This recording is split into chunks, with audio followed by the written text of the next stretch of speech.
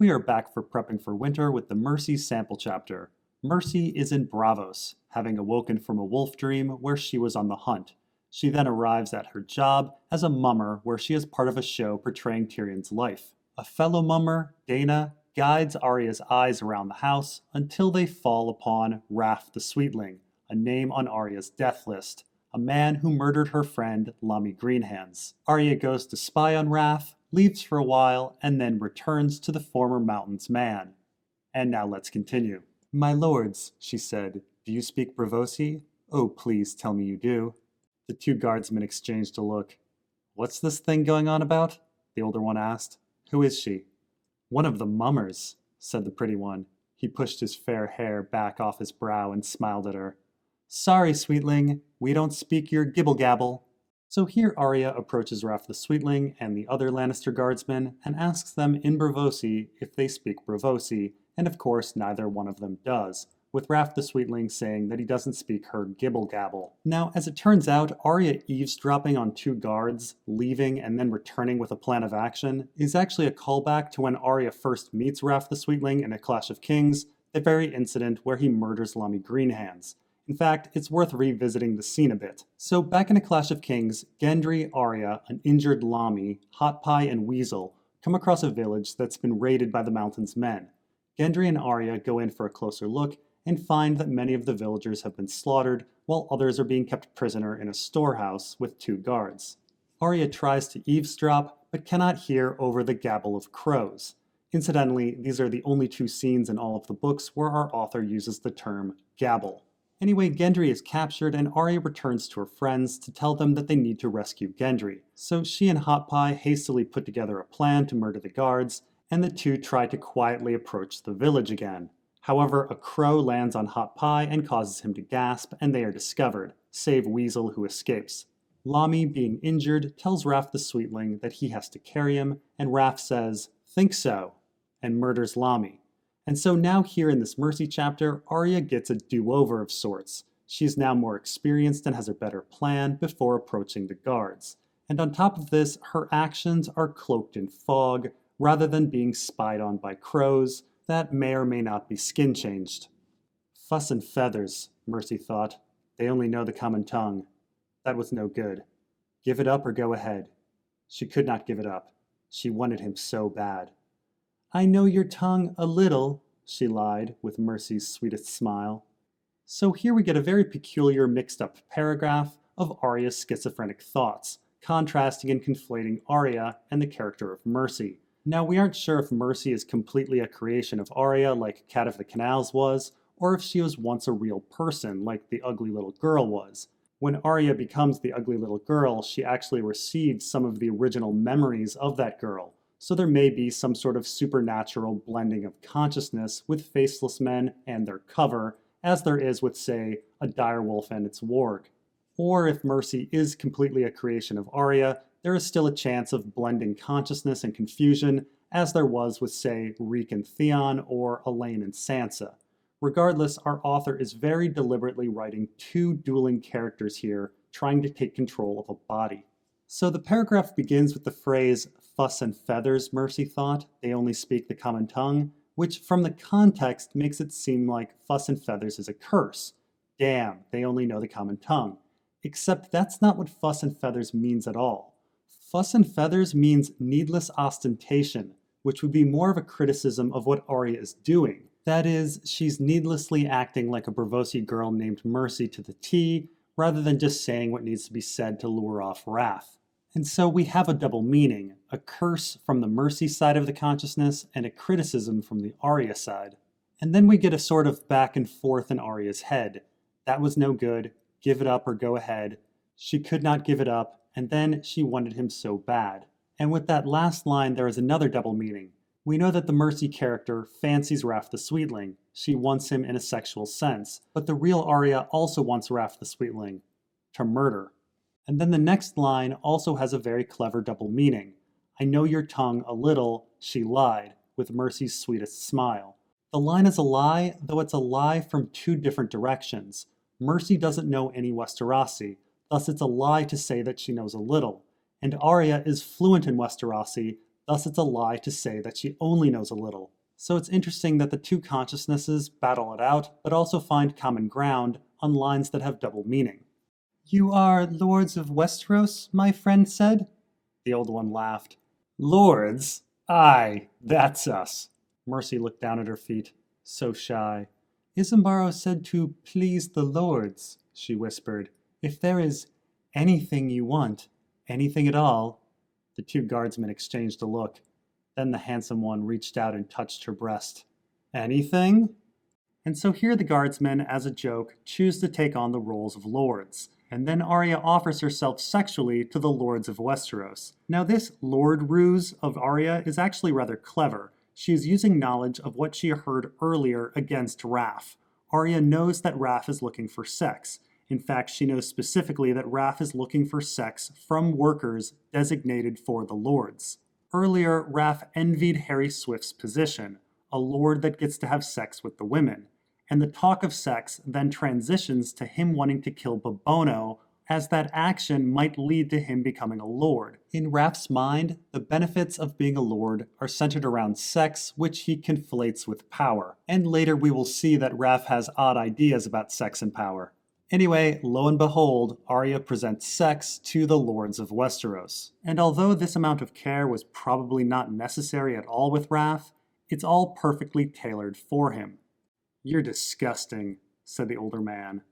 "Why? If this Isambaro wants to be hospitable, it would be rude to refuse." He gave her nipple a tweak through the fabric of the dress, just the way the dwarf had done when she was fixing his cock for him. "Mummers are the next best thing to whores." "Might be, but this one is a child." And so here we find that the other guard apparently has a breaking point, and that breaking point is pedophilia. Raff has already admitted to participating in gang rapes and has said he's going to murder Bobono, but finally the other guard has had enough and calls Raff disgusting. Now, of course, Raff's justification that it would be impolite to refuse Arya doesn't really hold water, as they are not lords. Now, as Raff begins to grope Arya, she thinks back to Bobono's groping as well. And this is an interesting callback. If you recall, while Arya is adjusting Bobono's fake penis, Bobono asks Arya to go back to his room and take his virginity. Arya is trying to do the same thing with the roles reversed. She wants to take Raff back to her room under the pretense that he's taking her virginity. Additionally, earlier Arya threatened to make Bobono a eunuch, and later Arya does make a cut in Raff's crotch area. And if we go even further, there's a parallel to Slaver's Bay with Tyrion, as at this moment Tyrion is lamenting only thinking with his penis, the very error that Raff is falling into. Now here Raff also equates mummery with prostitution, which is actually a conflation that has some historical precedent. In Shakespeare's time, brothels and theaters were often near each other, as the Happy Port and the Ship are in Braavos. Not to mention, theater tended to have bawdy themes, cross-dressing, and other things that were seen as taboo, and so the public often did associate the two professions. In another sense, sex work is a form of acting, although acting isn't necessarily sex work. And here in our story, we find that Tyrion thinks Shay would make a great mummer, though oddly he is blind to considering there is anything but innocence to the mummer Penny. "I am not," lied Mercy. "I'm a maiden now." "Not for long," said the comely one. "I'm Lord Rafford, Sweetling, and I know just what I want. Hike up those skirts now and lean back against the wall." "Not here," Mercy said, brushing his hands away. "Not where the play is on. I might cry out, and Isambaro would be mad." "Where then?" "I know a place." The older guard was scowling. "What, do you think you can just scamper off? What if his knightliness comes looking for you?" And so here Arya lies and says that she's old enough for sex because she's had her first period, that is, she's a maiden. And Raff comments that she won't be a maiden for long, as in he's going to take her virginity. Of course, Arya's forwardness, while still claiming virginity, should have signaled to Raff that something was off about the exchange, but Raff is a reckless character. And so Raff then finally introduces himself, still posing as a lord. And with this, there is no doubt to the reader that this is a mark on Arya's death list. Raff even uses the term Sweetling afterwards to make the identity more apparent for the casual reader.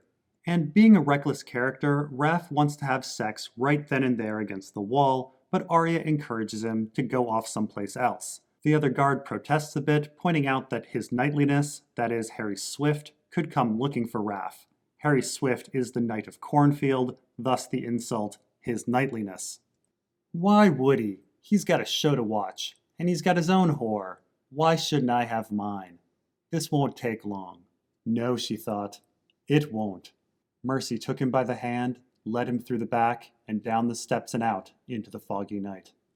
And so here Raff states that Harry Swift is probably too busy to come looking for him, and Raff says that he ought to have his own prostitute because Swift has one.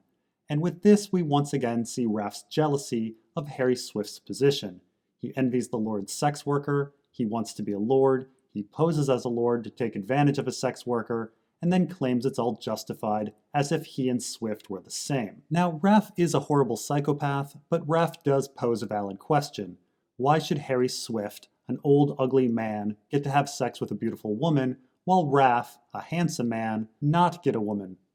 And keep in mind, this is also a universe where women are forbidden to have consensual sex outside of marriage, and at the same time, marriage is based on family alliances and a person's birth status. It all leaves Raff with few options for relations other than sex workers, marrying a likely unattractive peasant girl, or rape. Raff is a terrible person, but the system is terrible as well. Anyway, Raff then claims that his sexual rendezvous will not take long, and then she agrees that it won't. And here we have another double meaning. If it's Mercy thinking, then it's the sex that won't take long. If it's Arya doing the thinking, it's murder. Now, the rest of the chapter delves into a comparison of sex and death, which is a somewhat common comparison in literature. In fact, the term to die for means to experience an orgasm, a moment where you forget yourself and momentarily die. And our author certainly likes his comparisons of sex and death, a notable case being the journey of Brienne. In A Storm of Swords, Brienne is nearly raped, and then she confronts those would-be rapists in A Feast for Crows, first Shagwell and then Roarg. And in both cases, there is a detailed, sexualized impalement of these men, where they die in a manner very reminiscent to orgasming.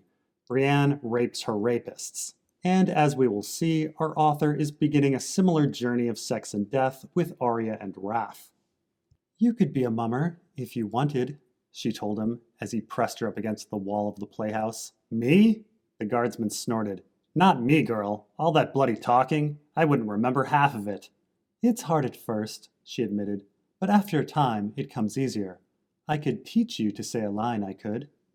And so here Arya tells Raff that he could become a mummer, and we begin to see a role reversal. Earlier, Raff said that mummers were essentially prostitutes, that they were objects to be manipulated. And Raff thinks that he is the one in control, that he is taking Arya off to have his way with her sexually.